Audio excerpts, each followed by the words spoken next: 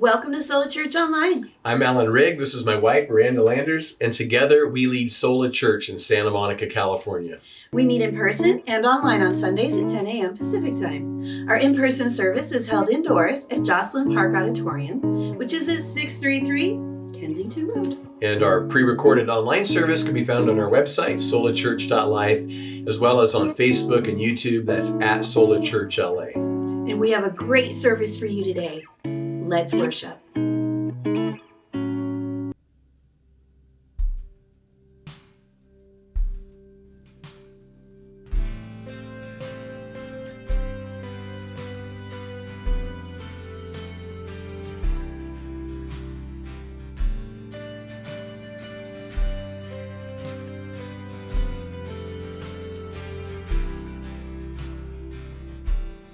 Before I spoke a word, you were singing over me, and you have been so good to me. Before I took a breath, you breathed your life in me, and you have been so kind to me. Oh, the overwhelming, never-ending, reckless love of God. Oh, it chases me down, fights till I'm found, leaves the 99. I couldn't turn it, I don't deserve it, still you give yourself away. Oh, the overwhelming, never-ending, reckless love of God.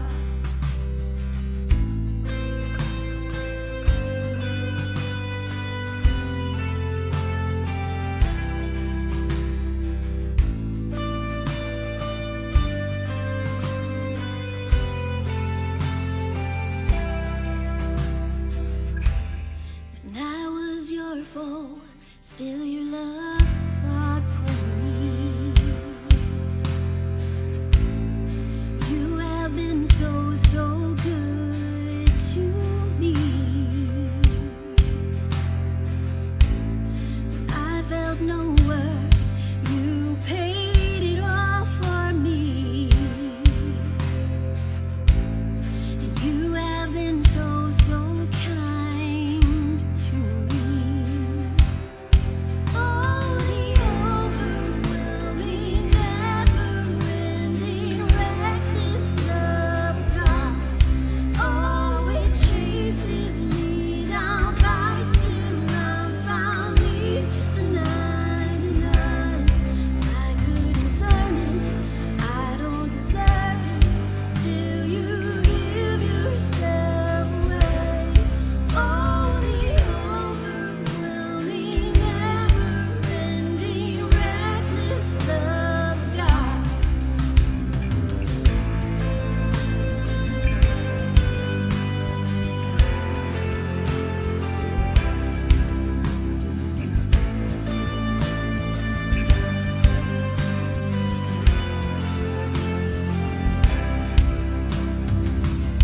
There's no shadow you won't light up, mountain you won't climb up, coming after me. There's no wall you won't kick down, lie you won't tear down, coming after me. There's no shadow you won't light up, mountain you won't climb up, coming after me. There's no wall you won't kick down, lie you won't tear down, coming after me. There's no shadow you won't light up, mountain you won't climb up, coming after me. There's no wall you won't kick down, lie you won't tear down, coming after me. There's no shadow you won't light up, mountain you won't climb up, coming after me. There's no wall you won't kick down, lie you won't tear down, coming after me. There's no shadow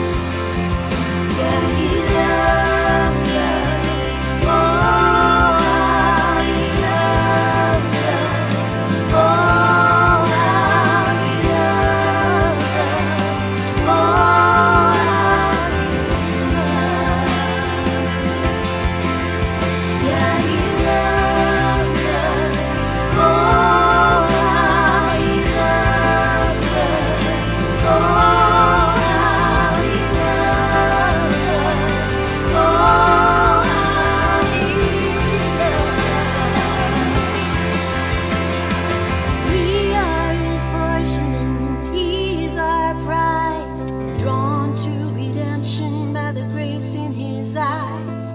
Grace is an ocean we're all singing, and heaven meets earth like an unforeseen kiss, and my heart beats violently inside of my chest, and I don't have the time to maintain these regrets when I think about the way he loves us. Oh, how he loves us. Oh, how he loves us. Oh, how he loves us. Oh, how he loves us. Oh, how he loves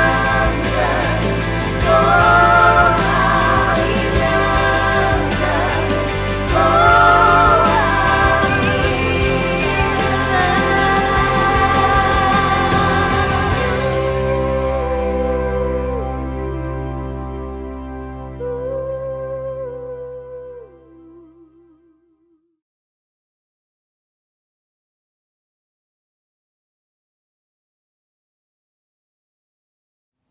This is that time in our service when we worship with our giving. If you're just checking us out today, please don't feel obligated to participate.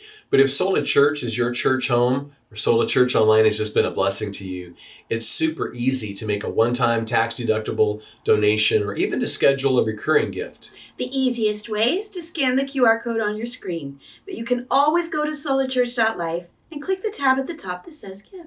Yeah, we're so grateful to you guys who have stood with us and who have supported us. This is a challenging time of year historically for us. We've just used kind of the resources from our year-end giving campaign to relaunch Sola Church. It's been very successful. It has. Right? Yes. Lots of So new faces. exciting. Yeah. And that's due in large part to those of you that helped make that possible by your giving. And so it takes a little time to assimilate those new members. And so this is kind of that time of year where we're just kind of getting over the hump. So again, we really appreciate those of you who've stood with us and just ask you to continue standing with us as the Lord leads. Let's get into our time of teaching.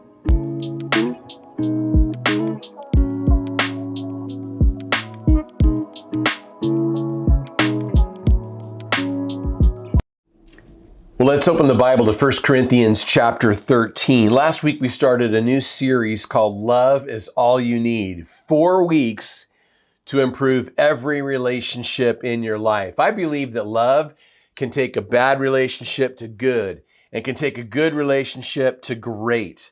So last week we talked about what it's like when love is absent, but this week and in the weeks to come, we'll be talking about what it's like when love is present. Paul gives us a bunch of pithy statements or sayings about love. 7 of them are positive, telling us what love is, and 8 of them are negative, telling us what love isn't.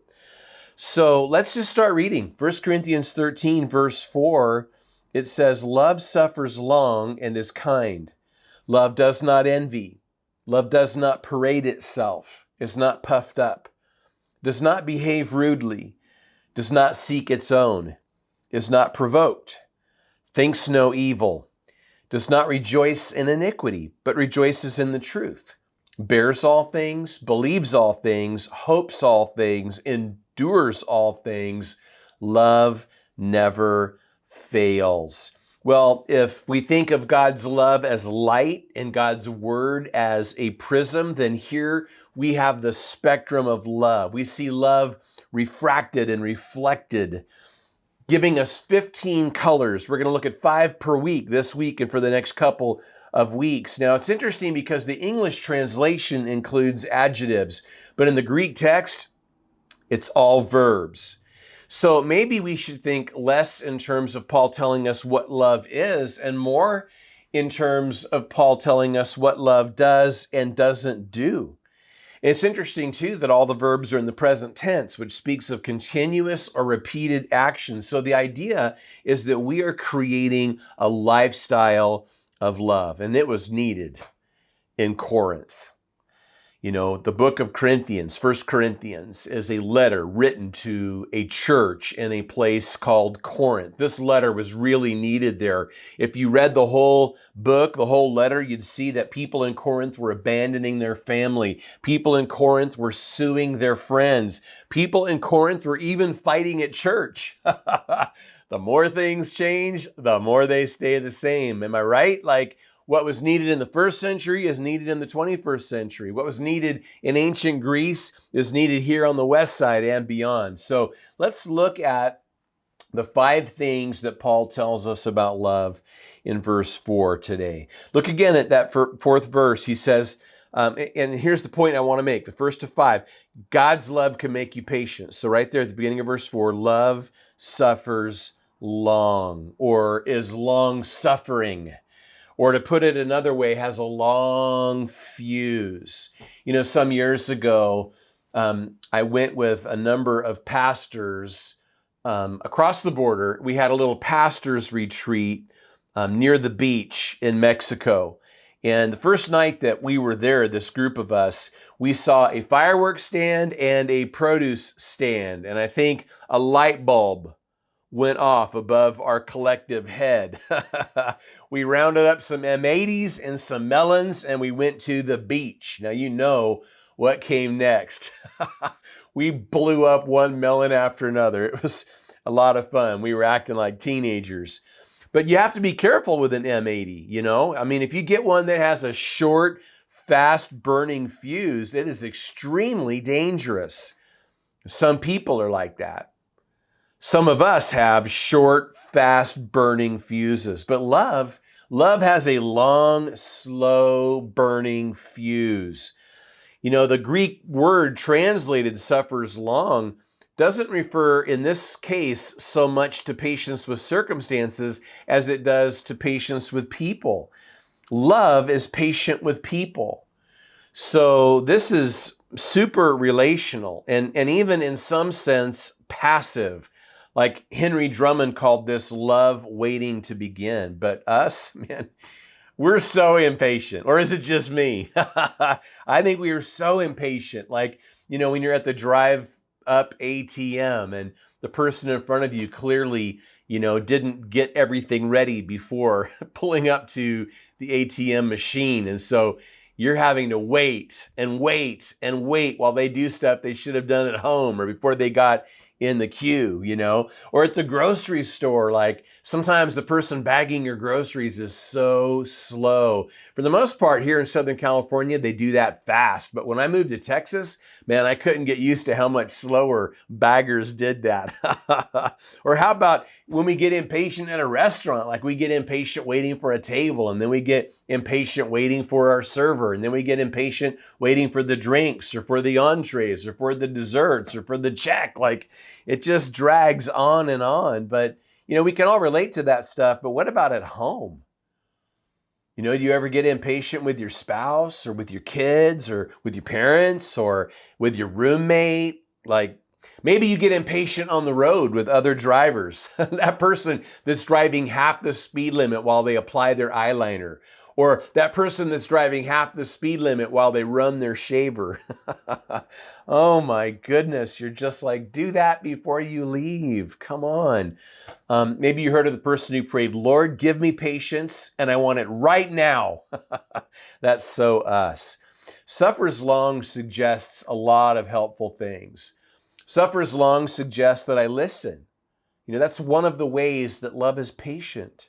We need to stop being in such a hurry to speak, to answer, to give a rebuttal.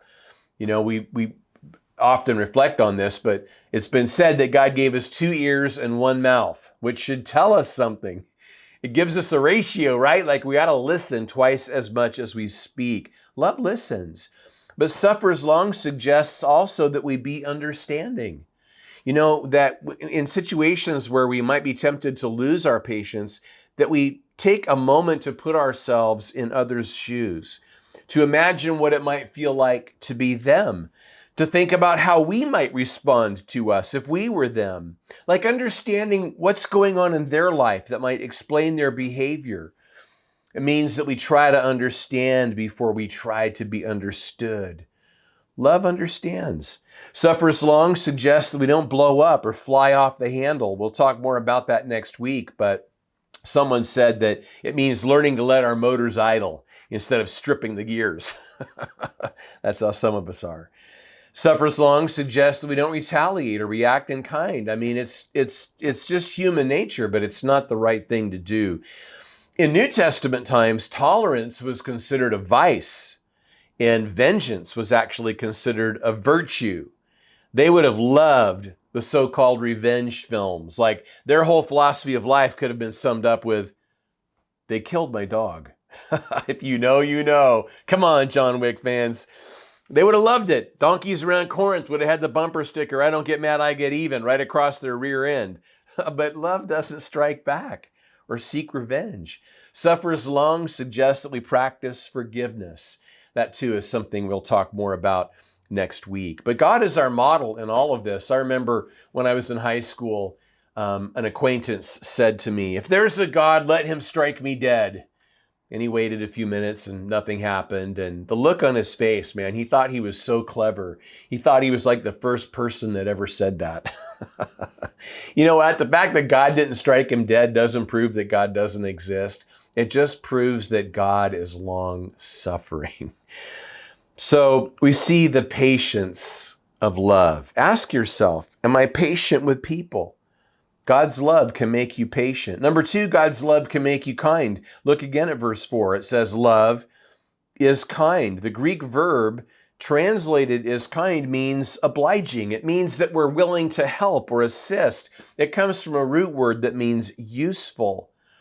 If patience was passive in some sense, then kindness is active. It's something that we do. If patience will take anything, kindness will give anything. Someone said that patience is love waiting with folded hands, and kindness is love working with busy hands. So it's funny because taken together, love suffers long and is kind. Well, love, we're all down with that, right? Love suffers. Someone right now watching this online service is thinking, well, that checks out. Love suffers long. Maybe, sometimes not. Love suffers long and is kind. Nope. We're not having it. We like to suffer just long enough to feel good about ourselves and then explode. And like if anyone faults us for exploding, we want to point out what they said or what they did or how they failed. Like, I know I may have been unkind, but only after suffering for a long, long time. But what does the text say? The text says love suffers long and is kind. I think of the words of William Shakespeare. You're familiar with this saying, love is not love, which alters when it alteration finds. You know, if we took that approach, which is what Paul's encouraging us to do, we would never use someone else's behavior as an excuse for our own. And we would never justify ourselves by pointing out what someone else has said or done. I've heard this quote attributed to various people, but among them, Mother Teresa, the Catholic nun and missionary, she said, remember, if you are not very kind, you are not very holy. That's so good. The first person who I ever heard say this and who I heard say it more than once wasn't someone who I experienced as particularly kind. In fact, I'm reminded that this seems to be a sticking point for lots and lots of religious people. I think there's a certain kind of religiosity that while it is polite in some conventional sense, it isn't truly kind. But there's this ratio between kindness and spirituality. That in fact, we are only as spiritually mature as we are kind. Spiritual adulting looks like kindness. How kind are you? How kind are you at work? How kind are you at school? How kind are you at home? We must especially be kind to the people who know us best and love us most. Someone said the first test of kindness is at home. And the truth is, I'm just going to say it straight up, you are no kinder a person than you are at home. You know, we might take some comfort in the fact that we're kind in some sense, again, more likely polite in some conventional way, in public spaces, but we are really no kinder than we are at home. Most of us are more kind to other people.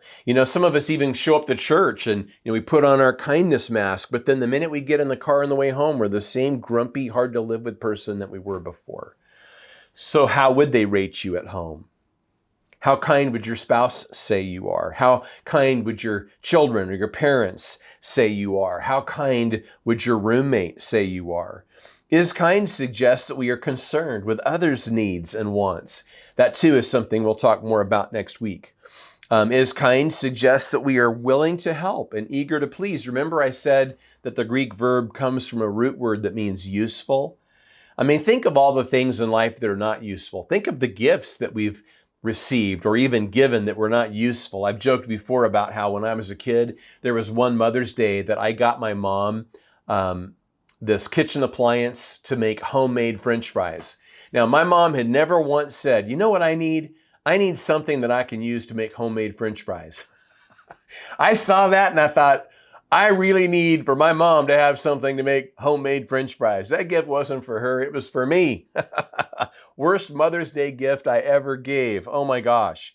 But that's not how love operates. The things that love says and does and gives are appropriate or useful. They're intended truly for the person who receives them. There's a saying, I'm sure you've heard it, I shall pass through this world but once. Any good, therefore, that I can do, or any kindness that I can show to any human being, let me do it now. Let me not defer or neglect it, for I shall not pass this way again. Is kind suggests that we don't treat our enemies as enemies. Proverbs 25 verse 21 says, if your enemy is hungry, give him bread to eat. And if he is thirsty, give him water to drink. Paul himself quotes that in Romans 12 verse 20. And so we see the kindness of love. Ask yourself, am I kind to people? God's love can make you patient. God's love can make you kind. And number 3, God's love can make you content. Back in verse 4, it says, love does not envy. So this is where Paul transitions temporarily from talking about the positive things, what love is, or what love does, to the negative things, what love isn't, or what love doesn't do. And so he says, love does not envy. Sometimes we speak in terms of 2 kinds of envy. There's a low-key, some would call it benign envy. That could be described this way, I want what you have, and that's not helpful.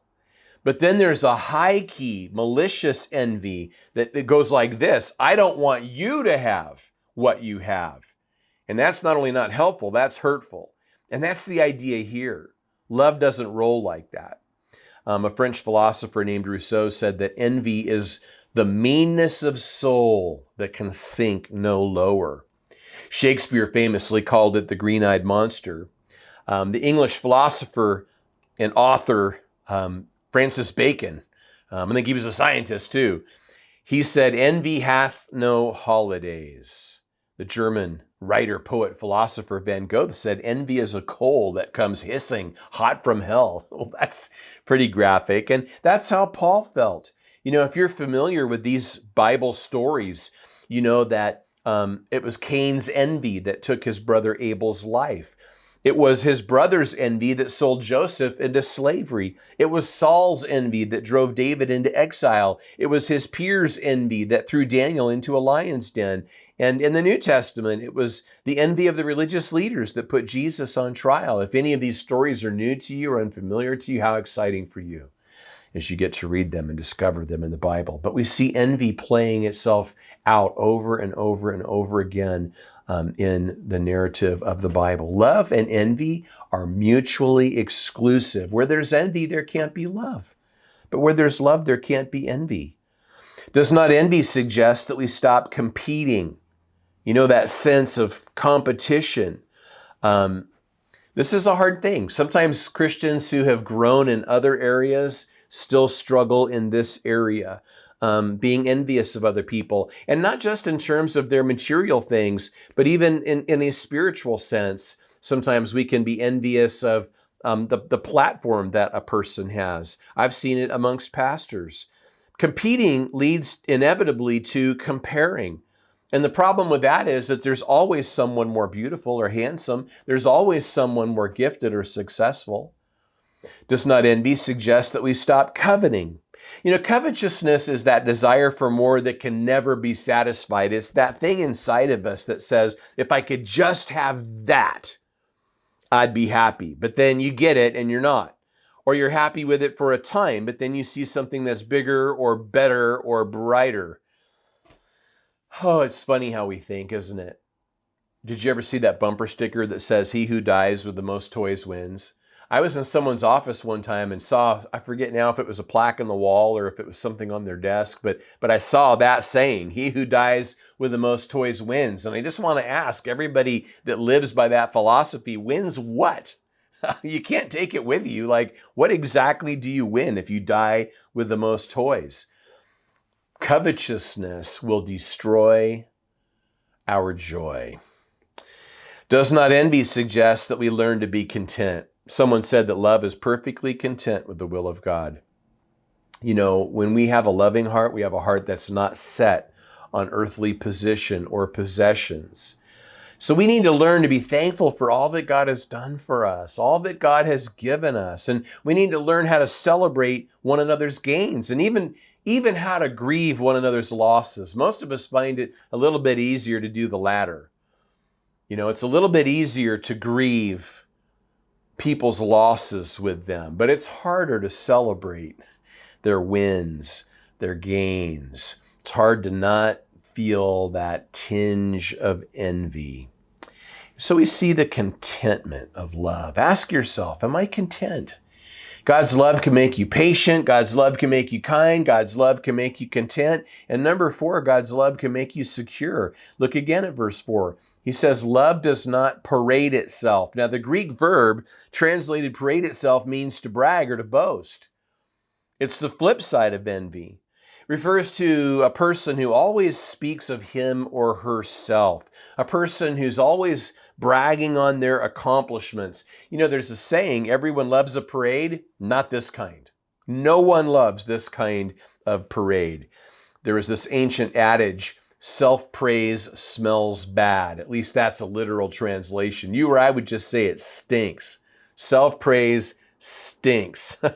C.S. Lewis called bragging the utmost evil. American author and journalist Ursula Parrott said, boasting is a vulgarity and love is never vulgar. Wow. It's kind of funny because we were just talking about envy and we talked about how, envy may say, I want what you have, or worse, I don't want you to have what you have. But here the idea is, I want you to want what I have. In other words, I want to make you envious. And all of this comes from a deep place of insecurity. Does not parade itself suggest that we stop trying to impress people, whether consciously or unconsciously. We do that with trying to dress a particular way, trying to talk a particular way, by name dropping, by citing all of our accomplishments. You know what? People are not impressed. In fact, if people were honest, you know what they would say? They would say, ask me if I care. They don't. They don't care. People don't want to know, all of our accomplishments. What they want to know is, do we like them? Do we love them? Are we nice to them? That's what they want to know. Bragging pushes people away. It's funny because I think sometimes we do that because we want people to like us, but the problem is it makes them dislike us. It doesn't make them want to get close to us. It makes them want to get far away from us. And so it is so self-defeating. Does not parade itself suggest that we stop trying to draw attention to ourselves. I mean, we do that. We even do that when it comes to this subject. I mean, if as a person of faith we place value on being loving, we may want to draw attention to how loving we imagine that we are. G. Campbell Morgan said, love that talks of loving is not love. When we have to tell someone what we did for them, that's not love either. Sometimes maybe we're parading at home. Like in most houses, there may be, one family member kind of takes responsibility for this, and another family member kind of takes responsibility for that. Or, you may have an agreement about who does what, when, or whatever. And what happens, though, when you get stuck with somebody else's thing? That thing that maybe they normally do, that they've agreed to do, or that they were supposed to do, We can parade by making a big deal out of it. Like, I had to take the trash out again, or I had to take the recycling out again, or I had to replace the toilet paper again, but I did it because I'm so loving. You see the irony here? Oh man. We're parading it when we act put out. When we roll our eyes, when we sigh, when we shake our head. Oh man, we're parading ourselves. Does not parade itself suggest that we learn to be secure. When we have to be somebody, it's a sure sign that we're insecure. Alan Redpath said, there is no swagger about love. It is too big for that. Love that. Love brags on others. Love certainly brags on God, but love doesn't brag on us. We think a lot of times when we hear people bragging and boasting that they are really secure, usually just the opposite. Usually just the opposite. Leslie Flynn tells a story about some kids who built a clubhouse and started a club. And so they created a list of rules for their clubhouse. You know what they came up with? They came up with 3 rules. Rule number 1, nobody act big. Rule number 2, nobody act small. Rule number 3, everybody act medium. I love that, man. That is spot on. That's so good. So we see the security of love. Ask yourself, am I secure? God's love can make you patient. God's love can make you kind. God's love can make you content. God's love can make you secure. And finally, God's love can make you humble. Look at the end of verse 4. He says, love is not puffed up. Now, the Greek verb translated puffed up means to inflate, to blow or puff up. It means that we're not a fathead. It means that we're not a windbag. It means that we're not full of ourselves. It's referring to arrogance or pride. The interesting thing about the Greek verb is that it's in the middle voice, which means that the only one who can do this to you is you. People may blow smoke up our skirt, so to speak, but it's our responsibility and not theirs how we react to that. A lot of times our way of responding to people is like, who do you think you're talking to? Do you know who I am?